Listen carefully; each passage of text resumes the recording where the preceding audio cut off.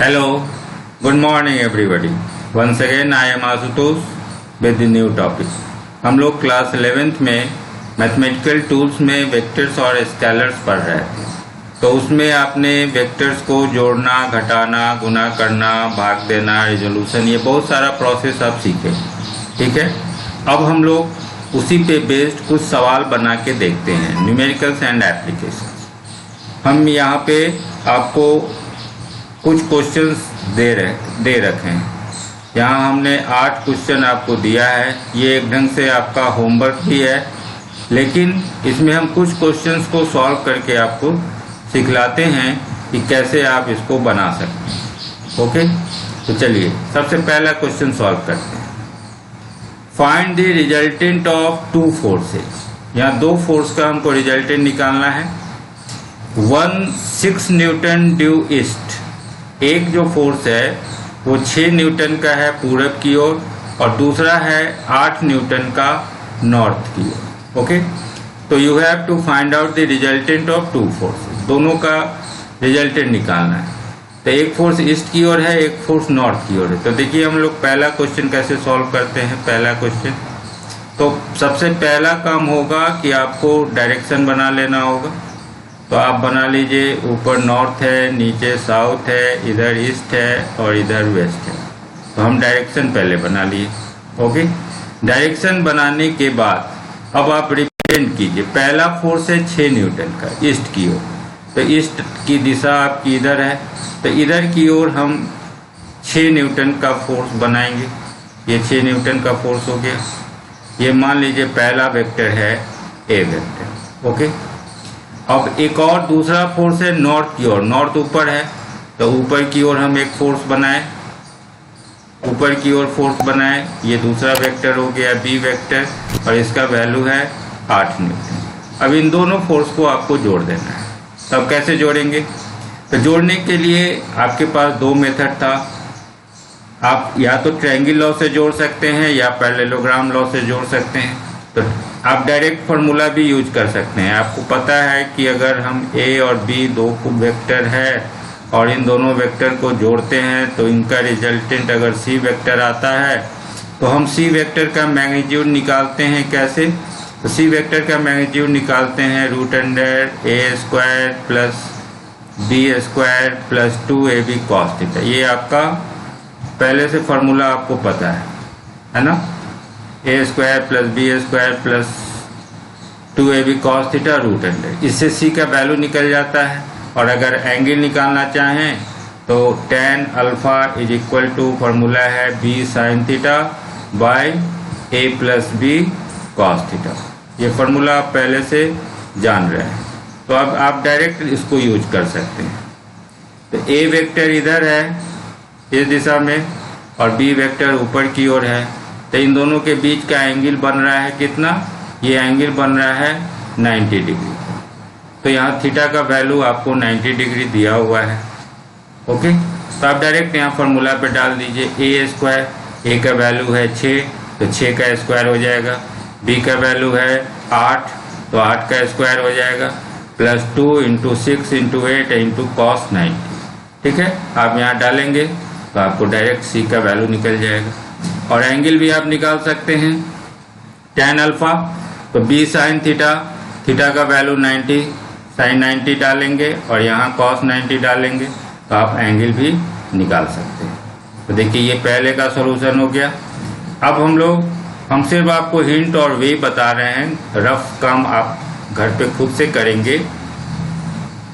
Okay, अब हम लोग सेकेंड क्वेश्चन को देखते हैं। दूसरा क्वेश्चन, तो when the angle between 2 vectors of equal magnitude, तो 2 वेक्टर है जिसका मैग्नीट्यूड इक्वल है। तो मान लेते हैं कि मेरे पास 2 वेक्टर दिया हुआ है, एक वेक्टर a है और दूसरा वेक्टर b है। ठीक है, a और b 2 वेक्टर है, तो दोनों का मैग्नीट्यूड इक्वल है। तो magnitude of a is equal to magnitude of b। दोनों का मैग्नीट्यूड इक्वल है। तो या तो आप ऐसे लिखें या सीधे सिंपली लिखें कि a और b बराबर है। तो when 2 vectors of equal magnitude equal हो गया, तो इनके बीच का एंगल दिया हुआ है 2π/3। थीटा का वैल्यू दिया है 2π/3। तो अब हमें प्रूव करना है कि मैग्नीट्यूड ऑफ देयर रिजल्टेंट, उनका जो रिजल्टेंट होगा उसका मैग्नीट्यूड। तो मान लेते हैं कि ए और बी को हम जोड़े, ए और बी को जोड़ते हैं तो रिजल्टेंट आता है सी वेक्टर। तो सी वेक्टर का मैग्नीट्यूड क्या होगा? तो सी वेक्टर का मैग्नीट्यूड आप डायरेक्ट फार्मूला पे पढ़े हैं, a² + b² + 2ab cos theta. आप पढ़े हैं 2ab cos थीटा, ये इनका मैग्नीट्यूड है। तो prove that the magnitude of their resultant is equal to either of them, इन दोनों में से किसी एक के बराबर होगा। तब यहाँ पे हम इसी को सॉल्व करें। तो आपको पता है a और b दोनों बराबर है, ठीक है। तो हम b के जगह a डाल दें तो क्या आ जाएगा, a² + a² और प्लस 2 × a, फिर b के जगह a डाल दिए तो 2a² और इंटू cos थीटा, थीटा दिया है 2π/3। तो हम यहाँ डाल दें cos 2π/3। तो cos 2π/3 कितना हो गया, π/3 60 और इंटू 2 120 डिग्री। cos 120 डिग्री का वैल्यू हमको चाहिए। तो cos 120 डिग्री कितना होता है, तो दैट इज -1/2। तो a² + a² हो गया 2a² and plus 2a² into cos 2π/3, इसका वैल्यू है -1/2। तो -1/2 से हम गुना कर लेंगे तो क्या होगा, 2 से ये 2 कट जाएगा तो ये -a² हो गया। तो 2a² - a², तो रूट अंडर निकालेंगे तो हमें a वैल्यू मिल जाएगा, ठीक है। तो ये आपका प्रूव्ड हो गया कि is equal to either of them, तो a के बराबर आ गया रिजल्टेंट और b भी इक्वल है, तो a और b दोनों में से किसी के भी ये इक्वल हो गया। तो इस तरह से ये मेरा सेकेंड क्वेश्चन सॉल्व हो गया। चलिए अब थर्ड क्वेश्चन को देखते हैं। The magnitude of resultant of 2 vectors, 2 vectors का जो रिजल्टेंट है उसका मैग्नीट्यूड, 2 वेक्टर दिया हुआ है p एंड q। तो हम लोग तीसरा क्वेश्चन सॉल्व करने की कोशिश करते हैं। थर्ड क्वेश्चन, 2 वेक्टर दिया हुआ है p एंड q, p और q 2 वेक्टर दिया है और the magnitude of the resultant of 2 vectors p and q। अब इन दोनों को हम अगर जोड़ते हैं तो जो रिजल्टेंट मिलता है, मान लीजिए रिजल्टेंट मिला r वेक्टर, तो r वेक्टर का जो मैग्नीट्यूड है वो दिया हुआ है r² = p² + q², ये आपको दिया हुआ है। तो what is the angle between p and q, तो p वेक्टर और q वेक्टर के बीच का एंगल कितना है, थीटा का वैल्यू हमको यहाँ निकालना है, ठीक है। तो आपके पास क्या है फार्मूला है कि रिजल्टेंट r है तो हम लिख सकते हैं r = √p² + q² plus 2p × q × cos theta. ये आप डायरेक्ट फार्मूला पे डाल दिए। 2 वेक्टर a और b का रिजल्टेंट c होता था, तो c का magnitude √a² + b² + 2ab cos theta होता था। यहाँ a की जगह p है और b की जगह q है, तो r का वैल्यू इतना आ गया। हमको इसी थीटा का वैल्यू निकालना है। अगर हम इसको अब स्क्वायर कर दें तो r का स्क्वायर = इधर स्क्वायर रूट खत्म हो जाएगा, तो p² + q² + 2pq cos theta, इतना वैल्यू आ गया r² का वैल्यू। अब r² दिया है p² + q², तो r² के जगह पे हम डाल दें p² + q² =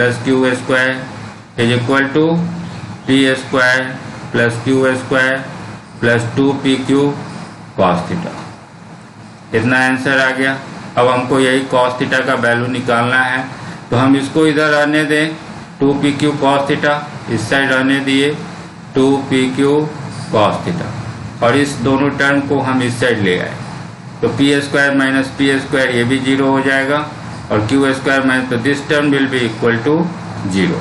ओके, तो अब यहाँ से cos थीटा का वैल्यू क्या आएगा, तो cos थीटा का वैल्यू 2pq से हमको 0 में डिवाइड करना होगा, 0 / 2p × q, then result will be equal to 0।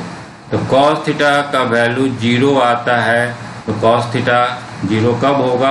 जब थीटा का वैल्यू 90 डिग्री होगा। cos 90 0 होता है। तो it means this is your result. तो थीटा का वैल्यू जब 90 डिग्री लेंगे तब ये कंडीशन आपका फुलफिल हो जाएगा। ओके, तो now this is your third question. ठीक है, तो अब हम लोग आगे बढ़ते हैं, चौथे क्वेश्चन को देखते हैं। फोर्थ क्वेश्चन है 2 forces of 10 Newton and 6 Newton. 2 force दिया है, एक 10 न्यूटन का और एक 6 न्यूटन का। एक्ट अपॉन ए बॉडी, जो एक बॉडी पे लग रहा है। The direction of the forces are unknown. अब उनकी दिशा का पता हमको नहीं है।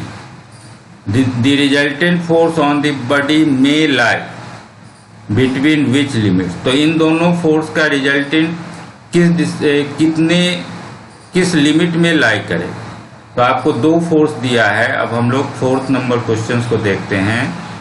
चौथा नंबर क्वेश्चन, 2 फोर्स दिया है। मान लीजिए एक फोर्स है ए, एक वेक्टर है ए, जो फोर्स है 10 न्यूटन का, डायरेक्शन नहीं पता है। दूसरा वेक्टर है बी, ये कितना है? तो ये 6 न्यूटन का है। अब इनके बीच का हमको डायरेक्शन नहीं पता है। तो आपको हमने बताया था कि अगर दोनों वेक्टर ए और बी है, इनका रिजल्टेंट सी है, तो सी का वैल्यू आपको पता है कि सी का value √a² plus b² plus 2ab cos theta होगा। ये आप पहले से जान रहे हैं, ये रिजल्टेंट होगा इसका। तो अब इस सी का किस लिमिट में लाई करना है, इसका मतलब कि रिजल्टेंट का हम अगर मैक्सिमम वैल्यू और मिनिमम वैल्यू निकाल दें, सी का मैक्सिमम कितना होगा और मिनिमम वैल्यू कितना होगा, तो काम हो सकता है। तब यही लिमिट हो जाएगा कि मिनिमम वैल्यू यहाँ और मैक्सिमम वैल्यू इन्हीं दोनों के बीच में ये सी लाई करेगा। तो मैक्सिमम वैल्यू कैसे आएगा? तो मैक्सिमम वैल्यू जब cos थीटा मैक्सिमम होगा तो सी का मैक्सिमम वैल्यू आ जाएगा। तो cos थीटा का मैक्सिमम वैल्यू होता है, ये हम आपको उसमें स्पेशल केस में बता भी चुके हैं। cos थीटा का मैक्सिमम वैल्यू है 1, ठीक है। और ये कब होता है? जब थीटा का वैल्यू 0 हो, cos 0 1 होता है। तो यहाँ 1 अगर डालेंगे तो ये a² plus b² plus 2ab हो जाएगा, और उसका रूट अंडर निकालेंगे तो सिंपली इसका maximum value a plus b होगा। तो इसका मतलब a का वैल्यू है 10 न्यूटन, तो 10 में हमें 6 न्यूटन जोड़ देना होगा, तो आ गया 16 न्यूटन। ये इसका मैक्सिमम वैल्यू होगी। और मिनिमम वैल्यू के लिए cos थीटा को मिनिमम होना होगा।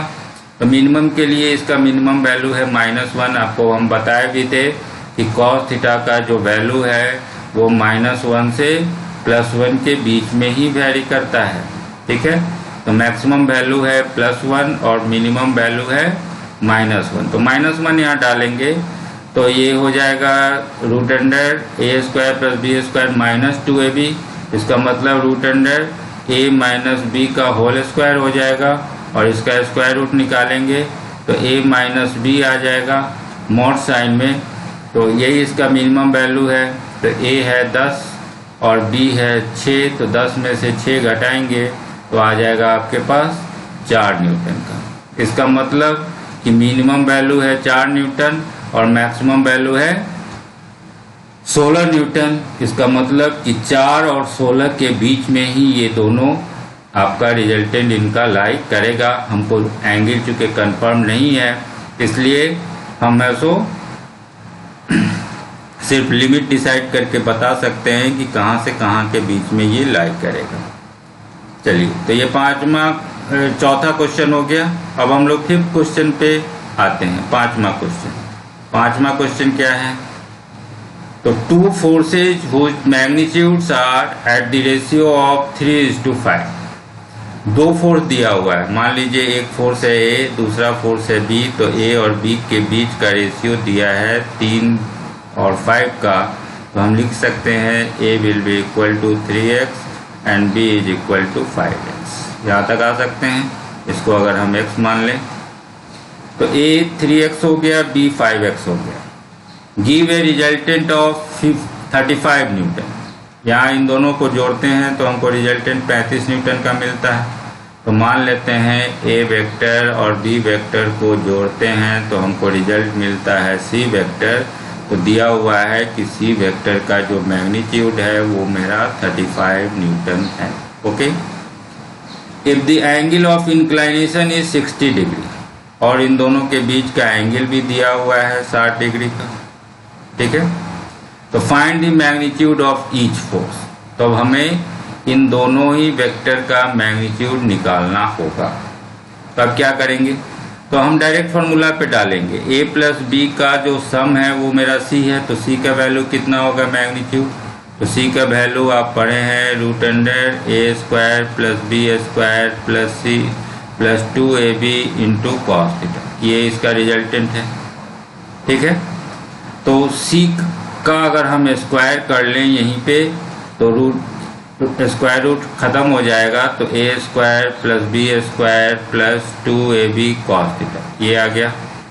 अब इस पे सारा वैल्यू को आप डालिए। सी का वैल्यू दिया है 35, तो 35 का स्क्वायर हो जाएगा यहाँ 35 into 35, that is equal to a²। a है 3x, तो इसका स्क्वायर हो गया 9x² प्लस b², b है 5x, तो 5 का स्क्वायर करेंगे तो 25x² प्लस 2ab, तो 2 इंटू a है 3x इंटू b है 5x इंटू कॉस थीटा है 60 degree cos 60 degree.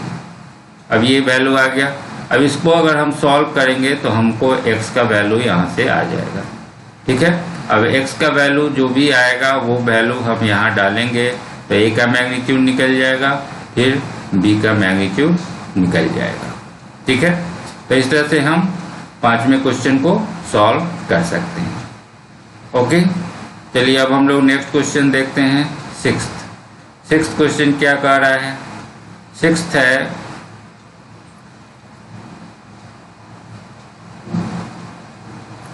Eight what angle the two forces a plus B and a plus B एक दिया हुआ है और एक a माइनस बी दिया हुआ है। एक्ट a प्लस बी और a माइनस बी किस एंगल पे काम करे so that their resultant is √3a² plus b²। अब देखिए यहाँ पे 6th क्वेश्चन में एंगल पूछा जा रहा है कि कितने एंगल पे दो फोर्स, एक फोर्स है a प्लस बी और दूसरा फोर्स है a माइनस बी, इन दोनों के बीच का एंगल थीटा क्या होगा सो दैट इनका जो रिजल्टेंट हो वो √3a² प्लस b², ये इसका रिजल्टेंट है। तो मान लीजिए इन दोनों को, इसी को a मान लीजिए और इसको b मान लीजिए और अपने डायरेक्ट फार्मूला पे डाल दीजिए। c का value √a² plus b² plus 2ab cos theta होता है। ओके, से इतना होता है। अब c के इसका स्क्वायर कर लेंगे तो c का स्क्वायर करके c के जगह पे ये वैल्यू डाल देंगे, a के जगह a प्लस बी डालेंगे, b के जगह पे a माइनस बी डालेंगे और सबको सॉल्व करेंगे। सॉल्व करके थीटा का वैल्यू निकाल लेंगे तो ये काम आपका हो जाएगा। ठीक है, तो हम थोड़ा थोड़ा हिंट दे रहे हैं, बाकी काम आप घर पे करेंगे क्योंकि एक्चुअली सॉल्व तो आपको ही करना है, आपका ही प्रैक्टिस होना चाहिए। हम आपको सिर्फ कुछ होमवर्क दे रहे हैं, एक टॉपिक पे कुछ सवाल को हमने इकट्ठा कर दिया है और कुछ सॉल्व करके आपको दिखला रहे हैं कि कैसे हम जो नियम सीखे हैं उसको यूज कर सकते हैं। चलिए 7th जो है the vector sum of two vectors p and q is r। दिया हुआ है कि दो वेक्टर p और q का रिजल्टेंट है r। तो मान लेते हैं, अब 7वां क्वेश्चन देखते हैं। मान लेते हैं कि एक वेक्टर इधर है p वेक्टर, ठीक है, और दूसरा वेक्टर कोई दूसरा है, इधर है q वेक्टर, और इन दोनों का जो रिजल्टेंट है वो मेरा r है। तो now this vector is r। Okay, ये वेक्टर मेरा r दिया हुआ है। अब कह रहा है if vector q is reverse, तो मान लेते हैं पहले p और q के बीच का ये जो P की दिशा है, ये Q की दिशा है, इन दोनों के बीच का एंगल है थीटा। अब Q को अगर हम रिवर्स कर दें, the vector Q is reverse, the resultant becomes S। अब ये जो वेक्टर मेरा Q था जो हम ऊपर की ओर ड्रॉ किए थे, इसको हम रिवर्स कर दें, अब दिशा उल्टा कर दें, इस दिशा में ले जाएं, इस दिशा में ले गए तो अब P वेक्टर और Q वेक्टर का जो रिजल्ट, अब इसको जब रिवर्स कर देते हैं तो P और इस वेक्टर का रिजल्टेंट बन जाता है S vector. Now this is your S vector. Okay, तो आपको प्रूव करना है कि R स्क्वायर, तो अब इस वेक्टर और इस वेक्टर का जो सम है, तो इन दोनों के बीच कौन सा एंगल बन रहा है, तो P की दिशा इधर है और इस वेक्टर की दिशा इधर है, तो ये एंगल बन रहा है। तो ये एंगल कितना होगा, तो ऊपर का एंगल अगर आप थीटा माने हैं तो ये एंगल 180 डिग्री माइनस थीटा होगा। ठीक है, तो देखिए अब पहला जो दिया है कंडीशन कि P वेक्टर और Q वेक्टर का रिजल्टेंट R है, तो आप लिख सकते हैं R square will be equal to P square plus Q square plus 2PQ cos theta. आप लिख सकते हैं ये R वेक्टर का हो गया ट्रायंगल लॉ से। और अगर हम इसमें रिजल्टेंट देखें कि P और Q की दिशा हम उलट चुके हैं, तो अब रिजल्टेंट S मिल रहा है, तो S को स्क्वायर को हम लिख सकते हैं P square plus Q square plus 2PQ और कॉस, अब यहाँ लिखेंगे 180 माइनस थीटा, क्योंकि अब इस वेक्टर और इस वेक्टर के बीच की दिशा कॉस 180 डिग्री माइनस थीटा है। ठीक है, तो अब ये दो रिजल्ट आ गया। अब इन्हीं दोनों को जोड़ेंगे R square plus S square, तो ये दो टर्म आपका खत्म हो जाएगा, cos 180 minus theta minus cos theta होगा, तो ये दो टर्म खत्म हो जाएगा, तो ये 2P square plus Q square add करेंगे तो ये रिजल्ट आपका आ जाएगा। तो इस तरह से हम 7th क्वेश्चन को सॉल्व कर सकते हैं। ओके, अब चलिए 8वां क्वेश्चन देखते हैं। 8वां क्वेश्चन क्या कह रहा है, तो 8वां क्वेश्चन पढ़िए। ए वेक्टर x, एक वेक्टर x है, when added to two vectors, जब दो वेक्टर a और b में हम इसको ऐड करते हैं, तो देखिए पहले a क्या दिया हुआ है, a वेक्टर जो है ये दिया हुआ है 3i माइनस 5j और प्लस 7k। ठीक है, ये a वेक्टर दिया है, और b वेक्टर दिया है आपके पास 2i plus 4j and minus 3k।